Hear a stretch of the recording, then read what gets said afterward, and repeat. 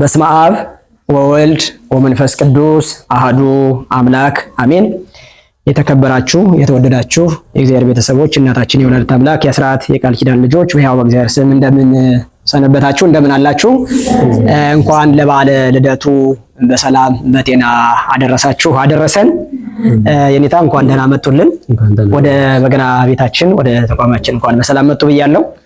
እስቲ ከስምቱ ቀን ጀምርና ስሞትን ያስተዋውቁልንና ለቤቱ ለታዳሚው ከዚያ በኋላ ወደ ቀጣዩ መርሃ ግብር እንሄዳለን። መልካም እንደምን አላችሁ? እንኳን ለጌታችን ለመድኃኒታችን ለኢየሱስ ክርስቶስ የልደት በዓል በሰላም አደረሳችሁ አደረሰን። መልካም ለማስታወቂያ ያህል እኔ ዮሐንስ አየለ እባላለሁ። እሺ መልካም እግዚአብሔር ይስጥልን የኔታ በድጋሚ እንኳን ደህና መጡ ብያለሁ። እንግዲህ ዛሬ ለዚህ ለታዳሚው እንግዲህ ወቅቱ የበዓለ ልደት ወቅት የጌታችን የመድኃኒታችን ኢየሱስ ክርስቶስን መወለድ የምናስብበት ጊዜ ነውና ከዚህ ጋር የሚነሱ በጌታችን ልደት ላይ አንዳንድ ጉዳዮችን ታዳሚዎችም አድማጭ ተመልካቾቻችን ይሄን የሚመለከቱ እንዲገነዘቡን የምንፈልገው ከበዓለ ልደቱ ጋር ተያይዞ ከገና በዓል አከባበር ጋር ተያይዞ መንፈሳዊውንም ትውፊታዊውንም አስተምህሮ ምን ይመስላል የሚለውን ነገር ዛሬ እናያለን ማለት ነው። እንግዲህ ከዚህ ጋር ተያይዞ እንግዲህ የጌታችን የመድኃኒታችን ኢየሱስ ክርስቶስ በዓለ ልደትን ስናስብ እንግዲህ ሁላችንም መቼ ተወለደ፣ ከማን ተወለደ፣ በምን ሁኔታ ተወለደ፣ ለምን ተወለደ የሚሉ ጥያቄዎች እናነሳለንና እስቲ እንደው ለአድማጭ ተመልካቾቻችንም ለዚህ ለቤተሰቡም ግልጽ ቢያደርጉልን መቼ ነው የተወለደው ጌታችን መድኃኒታችን ኢየሱስ ክርስቶስ፣ ከማን ነው የተወለደው፣ እንዲሁም ደግሞ በምን ሁኔታ ተወለደ፣ ያኔ ሲወለድ ጌታችን መድኃኒታችን ኢየሱስ ክርስቶስ ምን ይመስል ነበር፣ ውልደቱ ልደቱ ያኔ የነበረው ሁኔታ፣ እንደገና ደግሞ ለምንድን ነው የተወለደው ጌታችን የሚሉትን ነገሮች እስቲ ያያይዘን አጠር እያደረግን እንሄዳለን ማለት ነው። ወደ ሐሳቡ ብንሄድ እሺ መልካም የተከበራችሁ ኦርቶዶክሳውያንና ኦርቶዶክሳውያት በድጋሜ እንደምን ዋላችሁ እንደምን ቆያችሁ? አሜን። በዚህ ቀን ያደረሰን አባታችን አምላክ ዛሬም ዘወትርም ስሙ የተመሰገነ ይሁንልን። እንግዲህ የጌታችን የመድኃኒታችን የኢየሱስ ክርስቶስ የልደቱ በዓል ታሪካዊ ሃይማኖቱን ነው የምናስቀድመው።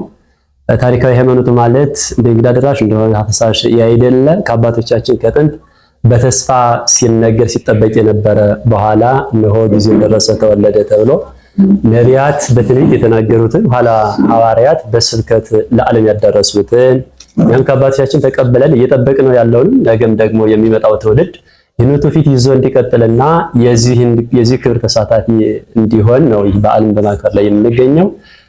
ስለዚህ ታሪካዊ አመጣጡ የሰው ልጅ ታሪክ ነው።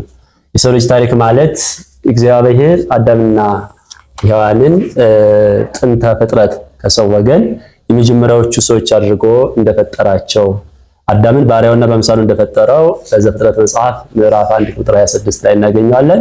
የእግዚአብሔር አርአያና ምሳል መሆኑን በዚህ እንመለከታለን። አለፍ ብሎም ደግሞ በገነት እንዳከበረው እንመለከታለን። ይሁን እንጂ ታሪካዊ ሂደቱ አዳምና ሔዋን በገነት 7 ዓመት ከአንድ ወር ከ17 ቀን ቆይተዋል። ነገር ግን በገነት ሲኖሩ ሊጠብቁት የታዘዙት ሕግ ነበረ። ዕፀ በለስን አትብላ ነው። ይህንን በምክረ ከይሲ ማለት እባብ ማለት ነው። ዲያብሎስ በእባብ ተሰውሮ የእግዚአብሔርን ሕግ አሳተው። ከዚህ ጋር ተያይዞ እግዚአብሔር ደግሞ ኮናኒ በጽድቅ ፈታሂ በርት ነው። ለሕጉ የታመነ ነው። ሰው ሕጉን ቢተው እግዚአብሔር ሕጉን ብዙ ሰው ስለተወው ልተወው አይደለም። ለሕጉ የታመነ ነውና በአዳምና በሔዋን እንደ ፈታሂነቱ ፈርዶ ወደዚህ ዓለም በምድረ ፋይድ የዓለም ምድረ ፋይድ ይባላል። ሰው ቢበላ ቁንጣን የሚሆንበት ቢያጣ ደግሞ ቀጠና የሚሆንበት የመከራ የሕማም የረሃብ የሞት ሀገር ማለት ነው። ገነት ሁሉ የለበትና ሰው በበደሉ ምክንያት ወደዚህ መጥቷል። ነገር ግን አዳም እንደበደለ አልቀረም፣ ንስሐ ገብቷል። ከዲያብሎስ ልዩ የሚያደርገው ንስሐ በመግባቱ ነው። ዲያብሎስ በደለ፣ ንስሐ አልገባም። አዳም የዲያብሎስን ምክር ሰምቶ በደለ፣ ነገር ግን ንስሐ ገባ። እግዚአብሔርም በንስሐ ለሚኖሩት ቅርብ ነው። ቅርብ እግዚአብሔር የዋህ ልብ ቅን ልቡና ትሑት ሰብእና ላላቸው ሰዎች ቅርብ ነው ብሎ ነብዩ ዳዊት እንደተናገረ የአዳምን ንስሐውን ሰማው፣ ቃል ገባለት። ስለዚህ ቃል ኪዳን ነው ማለት ነው የጀመረው የጌታችን የመድኃኒታችን ኢየሱስ ክርስቶስ ልደት መፈጸሙ ከቃል ኪዳን የተነሳ ነው። እነሆ 5 ቀን ተኩል ሲፈጸም ከልጅ ልጅ ተወልጄ አድንሃለሁ የሚል ተስፋ እና ቃል ኪዳን ነው። ይህ በተስፋ ሲጠበቅ መጥቷል። አንቲ ውእቱ ተስፋሁ ለአዳም አባ ሕርያቆስ በቅዳሴ ማርያም ድርሰቱ የአዳም ተስፋው አንቺ ነሽ ብሎ ይናገራል። እየተፈጸመ በሷ ስለሆነ ማህሌታውያን ያሬዳውያን መምህራንም ተፈጸመ ተስፋው በማርያም ድንግል የአበው ተስፋ በድንግል ማርያም ተፈጸመ ብለው በሚያመሰግኑት ምስጋና ላይ በሌላ ያነጋገር ኃይለ ቃል እናገኘዋለን። የሆነው ሆኖ ጌታችን መድኃኒታችን ኢየሱስ ክርስቶስ መቼ ተወለደ ለሚለው 5 ቀን ተኩል ሲፈጸም ነው።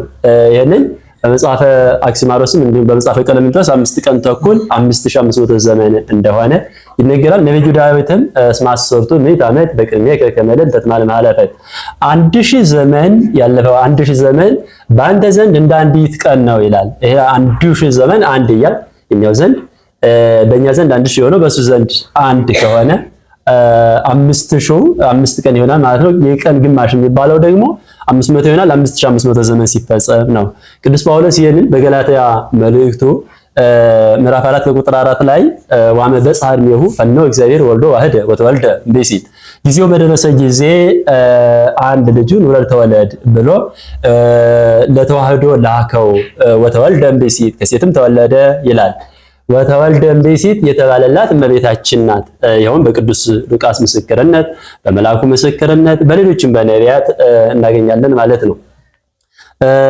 ቅዱስ ሉቃስ ወደ አንዲት ድንግል ተላከ ካለ በኋላ ስሟን ማርያም ይባላል ብሎ ይናገራል። ቅዱስ ማቴዎስም በሌላ የመጽሐፍ ወይም የወንጌል ምስክርነት ምዕራፍ 1 ማቴዎስ ምዕራፍ 1 ቁጥር 16 ላይ ድንግል ማርያም እንደሆነች ይናገራል። እንግዲህ እመቤታችን ወላዲተ አምላክ እንደሆነች እንደዚሁ በአራቱ ጸሐፍተ ወንጌል ለመናገር ያህል ነው እንጂ ከዚያ በኋላ የሚነሱ የሃይማኖት አበው ሊቃውንትም ሌሎችም ሊቃውንት ድንግል ማርያም እንደሆነች በየድርሰታቸው አስቀምጠዋል ማለት ነው። ስለዚህ መቼ ተወለደ? 5 ቀን ተኩል ከማን ተወለደ? ከድንግል ማርያም ተወለደ የሚለው እንይዛለን። ከዚህ ጋር ተያይዞ የተወለደበት ቦታው ነው የሚነገረው። ይህም ትልቅ ቦታ ትልቅ ድርሻ አለው በቅዱሳት መጻሕፍት። አንቺ ቤተልሔም ለዚሁ ቋያ እንደበቀለብሽ የአራዊት መሰማሪያ ሆነሽ አትቀሪም ብሎ ነብዩ ሚክያስ ነው ምዕራፍ 5 ቁጥር 2 ላይ አስቀምጦታል። ምዕራፍ 5 ቁጥር 2 ላይ ማለት ነው። ምን ብሎታል? እስመ እምኔኪ ይወፅእ ንጉሥ፣ ንጉሥ ካንቺ ይወለዳል ብሎ በጊዜው ዘሩባቤል የሚባል የእስራኤል ደግ መሪ ይወለድ ዘንድ እንዳለው ተናግሮ፣ ነገር ግን በቅዱሳት መጻሕፍት ትርጉም ጊዜያዊ ዘላለማዊ ማለት በጊዜው የሚፈጸም በኋላ የሚፈጸም በጊዜው ምሳሌ የሚሆን በኋላ ደግሞ አማናዊ ለነገርነት የሚሆን ትርጉም አለውና እስመ እምኔኪ ይወፅእ ንጉሥ ያለው ንጉሥ ካንቺ ይወለዳል ማለት ነው። በጊዜው ንጉሥ ዘሩባቤል ይነግሳል ነው። ኋላ ግን ንጉሥ ክርስቶስ ካንቺ ይወለዳል። ንጉሥ ክርስቶስ ካንቺ ይወለዳል ማለት በቤተልሔም ነው። በቤተልሔም ይወለድ ዘንድ አለው። በዚህም በጊዜው እስራኤል አሕዛብ ደጅ ጸንተውበታል፣ እስራኤል አሕዛብ ገብረውበታል፣ እስራኤል ደጅ ጸንተውበታል። ይህ ምሳሌ ነው። ሰብአ ሰገል መገበራቸው አሕዛብ ለመገበራቸው ምሳሌ ነው። እስራኤል ደጅ መጽናታቸው መላእክት ስብሐት ለእግዚአብሔር በሰማያት ሰላም በምድር ብለው በቤተልሔም ልደቱን አክብረውታል።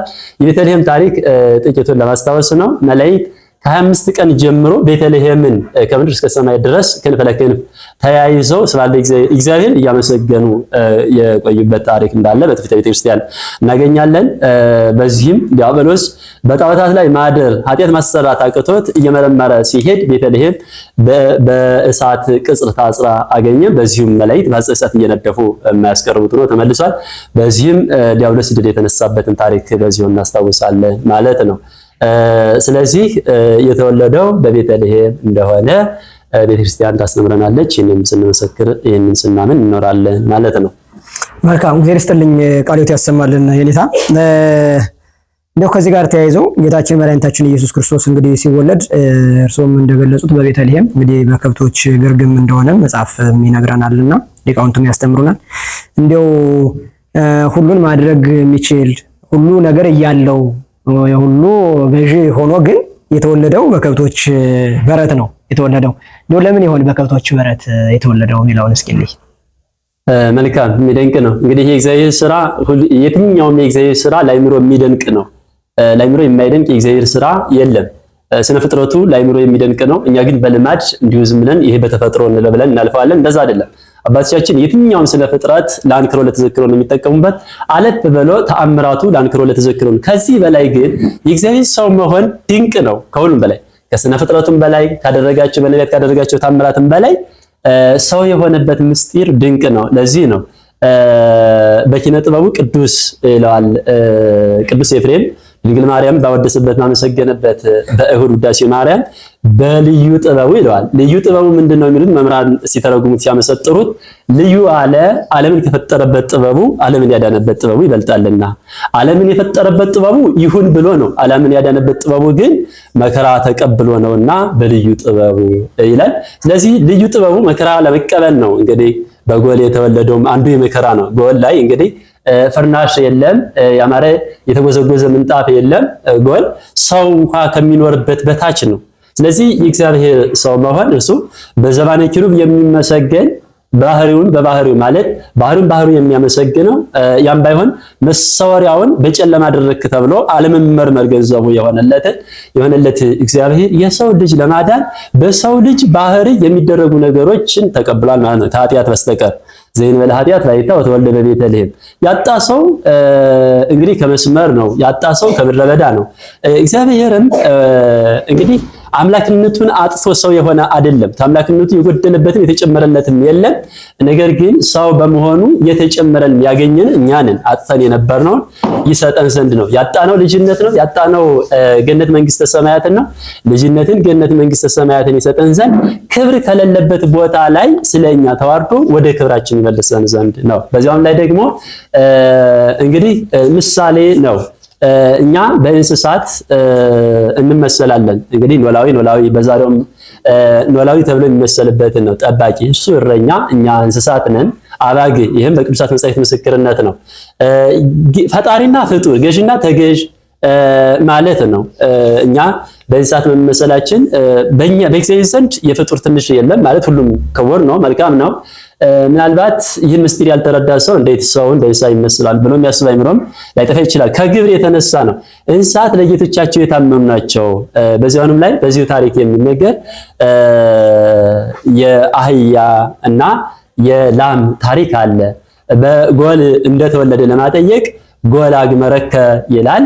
ላይምን አይመረሳ አጥረዮ አስተማውቁ ወስትንፋስ አርጎ ላይም ቅዱስ ሕርያቆስ ላምና አህያ አስተማውቁ በእስትንፋሳቸው አሞማቁት፣ እስትንፋሳቸውን ገበሩለት ማለት ነው። እንደ አምላክነቱ እስትንፋስ አስገብሯል ፈጣሪያችን ሲሉ ፍጡርነታቸውን የመሰከሩበት ነው። በዛው ላይ ግን እንደ ሰውኛው ደግሞ በምድረ በዳ ይንቁንም በቁር ጊዜ በውርጭ ሰዓት ተወልዷልና በእስትንፋሳቸው ያሞሙቁት ዘንድ ነው። ስለዚህ እዚያ ቦታ ላይ የተወለደው የእንስሳት ፈጣሪ እንደሆነ እንስሳት ራሳቸው እንዲመሰክሩ ነው። እንስሳት አምላክነቱን ይመሰክሩ ዘንድ በእንስሳት ዘንድ እንስሳት በሚኖሩበት ተወልዷል ማለት ነው። ለሰውማ በነቢያት ትንቢት እየተመሰከረለት መጥቷል። ኋላም ደግሞ በሎሎት በኩል ስብሐት ለእግዚአብሔር በሰማያት ወሰላም በምድር ብለው የሚያመሰግኑት ነውና ልዩ ብዙ ምስጢር ቢኖረውም በጎላ በተረዳ ከነዚያ አንዱ እንስሳት አምላክነቱን ይመሰክሩ ዘንድ እስትንፋሳቸውን ይገብሩለት ዘንድ እንደሆነ ነው። በዚያው ላይ ደግሞ የኪሩቤልም አምሳል ናቸው እነሱ ጎል የዘባነ ኪሩብ ወይንም ደግሞ የዙፋኑ ምሳሌ ብለው መምህራን ያስተምራሉ፣ ይተረጉማሉ። መልካም እግዚአብሔር ይስጥልን የኔታ። መልካም ከዚህ ጋር ተያይዞ እንደው ስለ ጌታችን መድኃኒታችን ኢየሱስ ክርስቶስ መወለድ ስናነሳ እርሶም እንደገለጹት ላሞች፣ አህዮች እንግዲህ በግርግም በከብቶች በረት እንደመወለዱ መጠን ትንፋሻቸውን አሟሙቀውታል። ወቅቱም ያው የብርድ ወራት ስለነበር የቅዝቃዜ ወራት ስለነበር ጌታችን መድኃኒታችን ኢየሱስ ክርስቶስ ሲወለድ እንግዲህ እነዚህ እንስሳት ትንፋሻቸውን ገብረውለታልና እንደው ለምን ይሆን እንደው እነዚህ እንስሳት በተለየ ሁኔታ ተመርጠው ከሌሎች በተለየ ሁኔታ እንደው የጌታችን ልደት ያከበሩት የሚለው ነገር ብዙ ጊዜ ጥያቄ ይፈጥርብናልና እንደው ይህስ ምን ይሆን የኔታ? መልካም ይሄ እንግዲህ ቅድምም እንደጠቀስኩት ጥቂቱን እንደዳሰስኩት ማለት ነው። እንግዲህ የእግዚአብሔር ሰው መሆን ምስጢር በድንገት የሆነ ሳይሆን ቀድሞ የሚያውቀውን ለነቢያት ማለት የሚያውቀውን ማለት ማይምር ህዋት ነውና እንዳምላክነቱ ሁሉን አዋቂ ነው። ለማወቅ ጊዜ በሆነ ጊዜ የማያውቀው ኑሮ በሆነ ጊዜ የሚያውቀው ዕውቀት የለውም። ሁሌም ባህሪው አዋቂ ነው። ባህሪው አዋቂ ነው። የጊዜ የቦታ የሚባል በእኛ ዘንድ ሆንጅ በእርሱ ዘንድ አይስማማው። ከዚህ የተነሳ ጊዜው ደረሰ። ግን ጊዜው ሲደርስ ሰዎችን ነቢያትን ለትንቢት ለምሳሌ ለማስተማር አነሳስቷቸዋል። ከዚህ የተነሳ የላምና የአህያን ምስጢርም ነቢያት ሳይናገሩት የሆነ ነገር ሳይሆን በጊዜው የተነገረ ነው። ቅዱስ ነቢዩ ኢሳይያስ በትንቢቱ ላይምኒ አይመረ ዘአጥረዮ ላም ገዡን ጌታውን አወቀ አድግኒ ያምር መቅማሆ አህያም ገፈራ የሚቅምበትን ቦታ ያውቃል ይላል እና ይሄ ማለት ከዚህ በትንቢቱ ሲነገር ወይም ደግሞ ትንቢቱ ጊዜው ደርሶ ሲተረጎም ጌታውን አወቀ የተባለ ፈጣሪውን ማለት ነው። ያምር መቅማሆ የሚለውም እንደዚሁ ክብሩን ርስቱን የሚያገኘው ወይም ደግሞ የእንስሳነት ክብሩን የሰጠው እርሱ መሆኑን ለመግለጽ ነው። እግዚአብሔር ይስጥልኝ የኔታ። መልካም እንግዲህ በተለይ ጌታችን መድኃኒታችን ኢየሱስ ክርስቶስ ሲወለድ እመቤታችንም በመጽነሷ ወራት እንግዲህ በተለይ በዛን ዘመን የነበሩ አይሁዳውያን መጽሐፍ እንደሚነግረን ምሁራንም ነበሩ፣ ምሁረ ኦሪት የሚባሉት ነበሩ ወቅቱና እንዲሁ ተጠራጣሪዎችም ነበሩ ወቅቱ። እመቤታችንን በዚህ ልክ እንዲሁ ምስጢር ሆኖ ተሸሽጎ በተለይ የልደቱ ጊዜ በተለይ የመወለጃው ጊዜ በጣም ምስጢር ሆኖ ተደብቆባቸው እንደኖረ ነው መጽሐፍ እንትን የሚለንና በተለይ ሊቃውንቱም ስንማር እንዲሁ ለምን ይሆን ምስጢር የሆነው የሚለውን ነገር እስቲ የጌታችን መድኃኒታችን ኢየሱስ ክርስቶስ ልደት ሆኖ በዚህ ቀን መወለዱ ወይም ደግሞ ምስጢር ሆኖ መወለዱ ጊዜው ሌሎች ሳይገለጥ እንዲሁ ምን ይሆን ምስጢር የሆነበት ነገር የሚለውን ነገር እስቲ እሱን ብንዳሰስ። እንግዲህ የእግዚአብሔር ምስጢር መቼም ምስጢር ነው። ተምረነው ምስጢር ነው፣ ተርጉመነው ምስጢር ነው፣ አስተምረነው ምስጢር ነው። ሰው በመጠኑ ነው ለእምነት ወይም ደግሞ ለድህነት የሚያበቃውን ያህል ነው የሚያውቅ። በምላት የሚያውቅ እግዚአብሔር ብቻ ነው። ባህሪው ያውቃል እንጂ። ለዚህ ነው ቅዱስ ዮሐንስ በወንጌሉ ምዕራፍ 1 ላይ እግዚአብሔር ሳል በዘሪው ግሙራ 1:18 ላይ እግዚአብሔርን በህልውና ያወቀው የለም ይላል። ስለዚህ ዕውቀት ዘርፈ ብዙ ነው። ህልውና ዕውቀት ለእግዚአብሔር ብቻ ነው።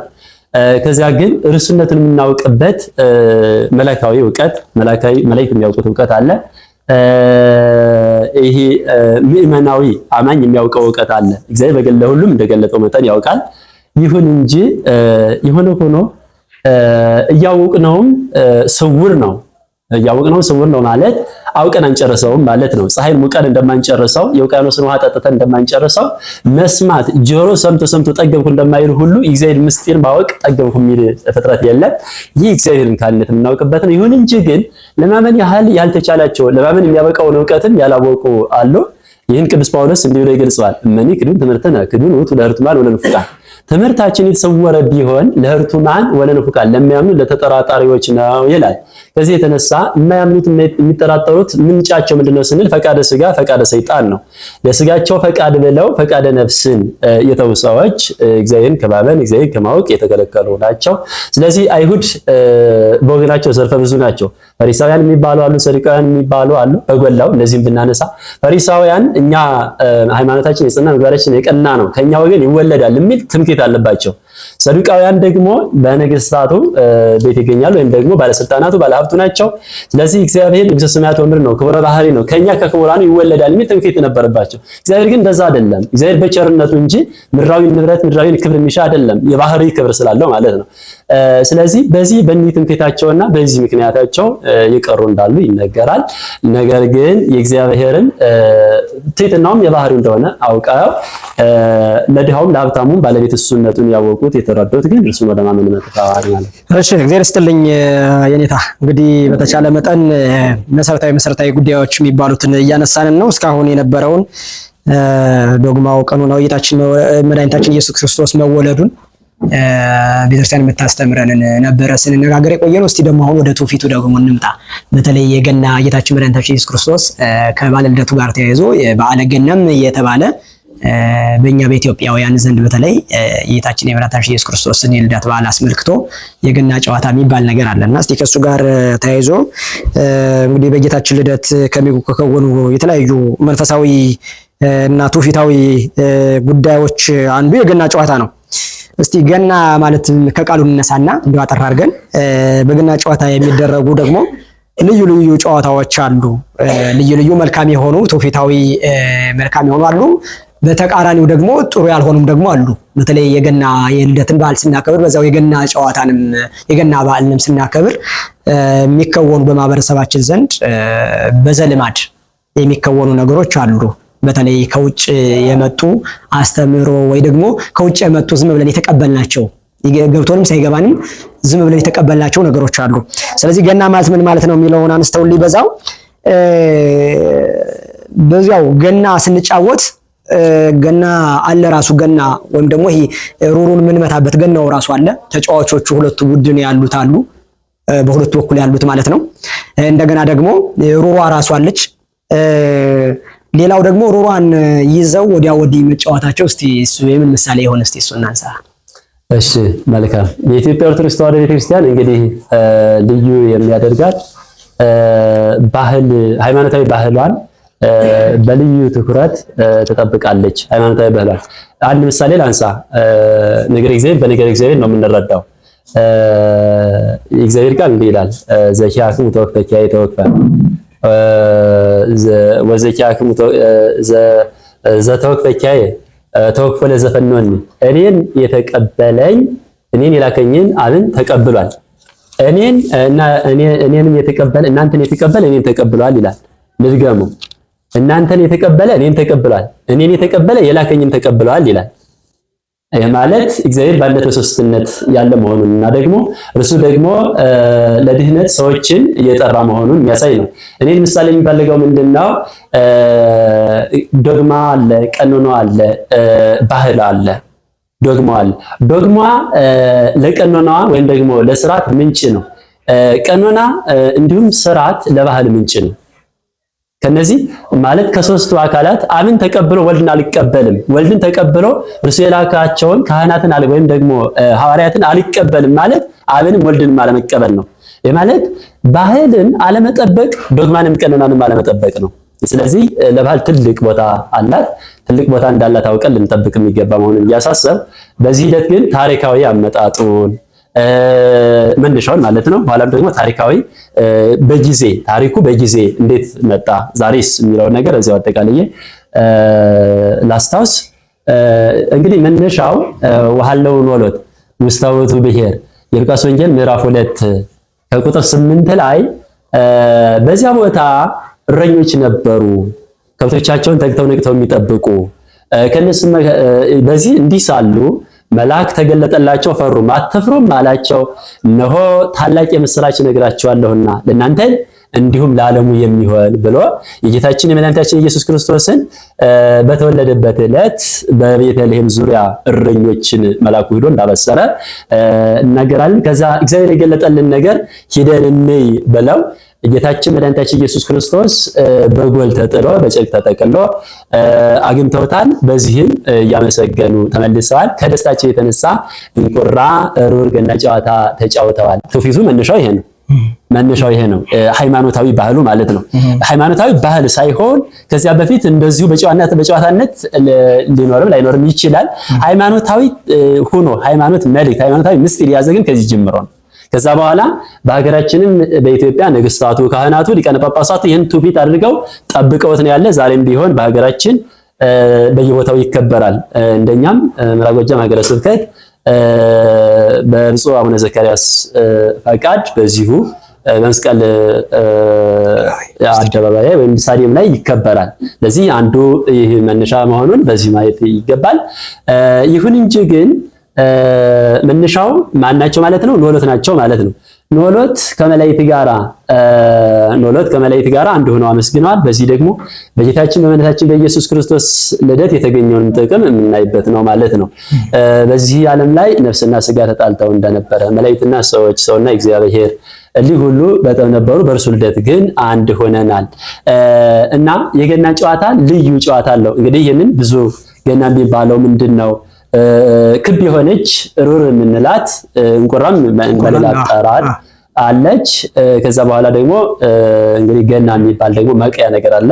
ስለዚህ ሁለት ቡድን ሆነው ነው የሚጫወቱት። ይሄ ጨዋታ አይነቱ ነው ይታወቃል። ምናልባት ገጠር ላይ ለሆነ ወይም ላደገ ሰው ይሄ በተለይ እንዲያውም የታወቀ ነው የሚሆነው። ስለዚህ ግን ሃይማኖታዊ መልእክቱንና ሃይማኖታዊ ይዘቱን ለመናገር ከዚህ ጋር ተያይዞ የሚነሱ አሉ። ዋናው ግን ይሄ እንደሆነ ነው። ግን መንገዱን ግን ሰብአ ሰገል ሊገብሩ በመጡ ጊዜ ከሰብአ ሰገል ወገን ያይደለ ሰብአ ሰገልን ለማሳት ዓላማቸውን ለማደናቀፍ የመጣ ከሄሮድስ በኩል ሄደ እንደነበረ ይነገራል። አብሮ የሚነገረው ምንጩ ግን ከዚያ በፊት ይህ የኖሎት እንደሆነ መያዝ ይገባል። ዛሬ በሀገራችን እንዴት ይገኛል ስንል ዛሬውን እየተከበረ ነው የሚሆነው። ከዛሬ በፊት ግን ነገስታቱ ቅዳሴ ገብተው ቅዳሴው እንዳለቀ የማህሌቱ የቅዳሴው ስርዓት እንዳለቀ እቱ በሰላም ከመባሉ በፊት እንቁራ መምታት በሚቻልበት ሜዳ ላይ ተገኝተው ካህናቱ ባርከው ለነገስታቱ ይሰጧቸዋል። ነገስታቱ ተቀበለው ለመኳንንቱ፣ መኳንንቱ ተቀበለው ለወጣቱ ይሰጧቸዋል።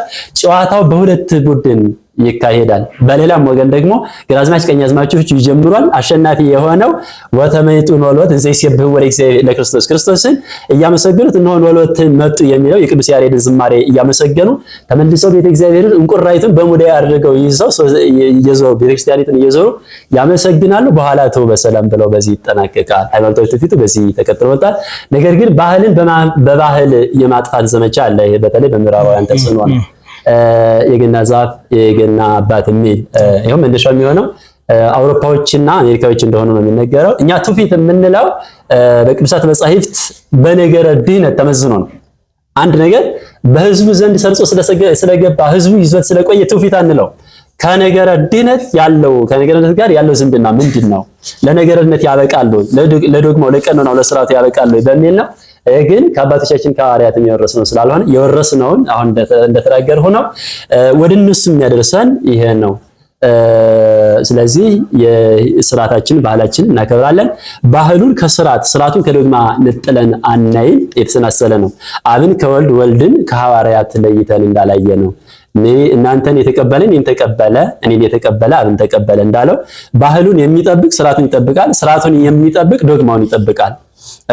ይህን ይመስላል። በዚህ በኩል በኔ በኩል ያለው ይሄ ነው። መልካም ጊዜ ይስጥልን። አይ እንደው እዚህ ጋር እንዲጨምሩት የምፈልገው ነገር አንስተውታል ጉዳዩን። እርግጥ በተለይ የገና ዛፍ የገና አባት እየተባለ በተለይ አሁን በየቤቱ እንደዚህ አይነት ነገሮች እንትን ይደረጋሉ። እንደ እርሶ እንዳሉት ያው የምዕራባውያን ይሄ አንዱ የባህል ወረራ ነው እና እንደው ለተለይ እዚህ ላለን ኦርቶዶክሳውያን እዚህ ላለን ቤተሰቦች ይሄን የሚጠቀሙ ካሉ ልክ ነው አይደለም የሚሉት ጋር ብዙ ጊዜ ክርክር ችግር የለውም አይነት ነገር ስላለ በዚያ ላይ ትንሽ የሚያሉን ነገር ካለ ይጨምሩልንና በዚያው አያይዘው የበዓል አከባበራችንስ በተለይ በዓላት ሲመጡ ሰው ያለ ልክ በመብላት በመጨፈር በመጠጣት በመስከር እንዲሁ በዓሉ ካልተበላ ካልተጠጣ ያ ማለት ምን ማለት ነው? ያለ ልክ መብላት መጠጣት የሚለውን እንዲያዝልኝ ነው። በመጨፈር በተለይ ሰብሰብ ብሎ እንዲሁ በጋራ የሚከበርበት ሁኔታ አለ። እርግጥ ኦርቶዶክሳዊ የበዓል አከባበራችን ይሄ ነው ወይ የሚለውን ነገር በዚያው ዳሰውልኝ እንዲሄዱ ምን መምሰል አለበት የበዓል አከባበራችን ከኛስ ምን ይጠበቃል የሚለውን በዚያው አያይዘው እንዲመልሱልኝ ፈልጌ ነው። እንግዲህ የኛ ከስርዓቱ አንዱ ነው። ስርዓት አምልኮ ከምንፈጽምበት የአምልኮት ወይም ደግሞ ከምንፈጽምባቸው ክፍሎች አንዱ በዓል ነው። ሌሎች አጽዋማት፣ የጸሎት፣ የምጽዋት ሁሉ አለ። የሆነ ሆኖ ግን በዓል አከባበር አንዱ የአምልኮ ክፍል ነው። ምን ችግር አለው ምን ያመጣል የሚባሉ ጉዳዮች ምን ችግር አለው በራሱ ችግር ነው። እንግዲህ ምንጩ ባለቤቱ ማን ነው የሚለውን ነው። ለምሳሌ አንድን ሰው በምናውቀው ላይ ሌላ ማንነት ተጨምሮ ከጣቱ ላይ አንድ ጣት ይጨመርለት እሱ ነው አንለው። ስለዚህ አይምሯችን ትውፊት ነው መልመድ ያለበት።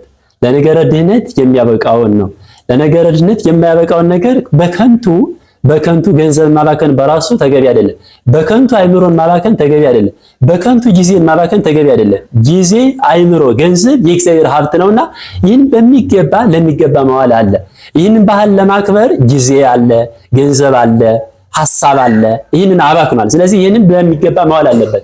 የበዓል አከባበራችን ምን ይመስላል የሚለው ዶግማው ነው። የበዓል አከባበራችን ዶግማ እንዴት ይሆናል ካል ቃል ሥጋ ኮነ ነው ነገሩ ሁሉ ተጠቃሎ የሚሄደው። ቃል ሥጋ ኮነ ማለት ልዑል መለኮት ትሁት ሰውነታችን ትሁት ባህሪያችንን ተዋሃደ ማለት ነው። ስለዚህ እኛም ቢሆን ይህንን ሃይማኖት በባህላችን በበዓል አከባበራችን እንገልጠዋለን ማለት ነው። ቃል ሥጋ ኮነ በባህሪው ባዕል የሆነ ቃል በባህሪው ትሁት የሆነን ሥጋችንን ባህሪያችንን ተዋህዶ ልዑልነቱን ሳይልቅ ትሁት እንደሆነ ትሁት ባህሪያችንም ትሁትነቱን ሳይልቅ ልዑል እንደሆነ ድሃው ድህነቱን ሳይልቅ በዚህ ቀን ባዕል ይሆናል፣ ባለጸጋ ይሆናል ማለት እንደ ሀብታሙ የሚሰጠውን ተቀብሎ ረሃቡን ጽሙን ያስለቅቃል ማለት ነው። ረሃቡን ጽሙን ያስለቅቃል። ስለዚህ ክርስቶስን እንመስልበታለን ማለት ነው።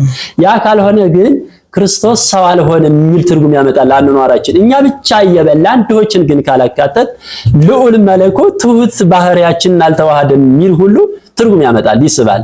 ለዚህ ነው ቅዱስ ቤተክርስቲያን ሀብታም ከድሃ ይጋባ ብላ የጋብቻ ስርዓታችን ሁሉ ጠንቅቃ ነው ቃል ሥጋ ከሆነ ካለው ጋር እየይዛ ነው የምታስተምረው። ስለዚህ እግዚአብሔር በዚህ ምድር ላይ ሁሉን ሀብታም ማድረግ ይቻለዋል።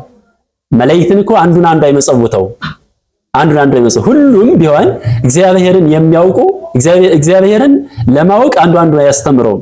ስለዚህ እግዚአብሔር ጸጋውን ለሁላችን ቢሰጥ የማያልቅበት መሆኑን በመላእክት ስጦታው እንረዳለን። ግን ምንድነው መጽደቂያ ነው።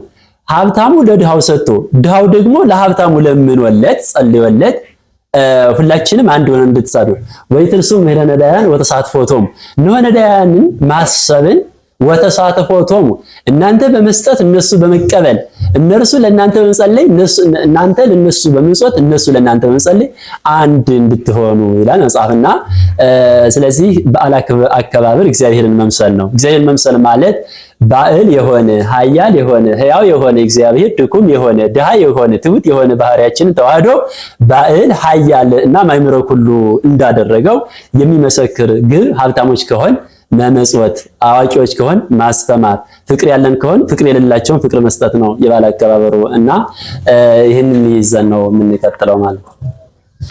እግዚአብሔር ይስጥልኝ ኔታ፣ እጅግ አመሰግናለሁ። ቃለ ሕይወት ያሰማልን፣ ቃለ ሕይወት ያሰማልን። የአገልግሎት ዘመናቸውን ይባርክ ይቀድስልን።